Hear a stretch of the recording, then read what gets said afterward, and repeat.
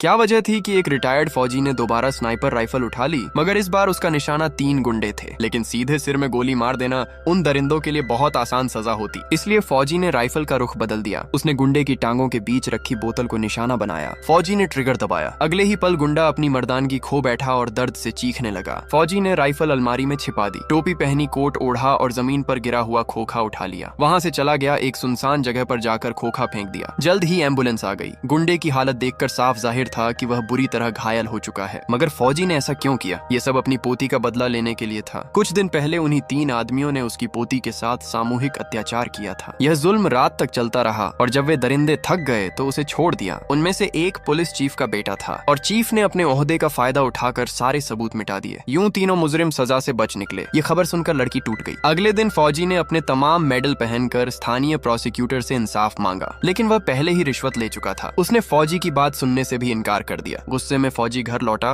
तो पोती ने बताया कि पुलिस चीफ ने सुलह के नाम पर पैसे भिजवाए हैं। ये सुनकर फौजी का गुस्सा और बढ़ गया। वह सीधा चीफ के घर गया, पैसे उसके मुंह पर दे मारे और वापस आ गया। अब उसने खुद बदला लेने का फैसला कर लिया। कुछ देर बाद उसने दूसरे गुंडे को निशाना बनाया, जो अपनी नई महंगी गाड़ी में संगीत सुनता खुश बैठा था। फौजी ने उसके सिर पर नहीं बल्कि गाड़ी के पेट्रोल टैंक पर गोली चलाई। गाड़ी में आग भड़क उठी। वह आदमी बाहर तो निकल आया, मगर उसका निचला शरीर बुरी तरह झुलस गया। 2 घटनाओं के बाद पुलिस चीफ को शक हुआ कि यह सब फौजी कर रहा है, लेकिन उसके पास कोई सबूत नहीं था। वह बेबस होकर अपने बिगड़े हुए बेटे को घर से न निकलने की हिदायत देने लगा। इधर फौजी का अगला निशाना वही था। वह डर से कांपने लगा। खिड़कियों के सामने गमले रख दिए, पर्दे बंद कर लिए और सोफे पर दुबक कर बैठ गया। चीफ फौजी के घर सबूत ढूंढने पहुंचा, मगर कुछ न मिला। घबराकर चीफ तुरंत घर की तरफ दौड़ा। दरवाजा खटखटाया, मगर अंदर से कोई जवाब नहीं आया। उसने घबराकर दरवाजे के ताले पर गोली चला दी, मगर दरवाजे के पीछे से भी गोली चली, जो सीधी चीफ को लगी। अंदर मौजूद पुलिस वालों ने देखा कि उसका अपना बेटा कोने में बंदूक पकड़े कांप रहा था। उसने समझा था कि फौजी उसे मारने आया है। बदकिस्मती से गोली उसके अपने बाप को लगी। आखिरकार वह लड़का डर के मारे मानसिक संतुलन खो बैठा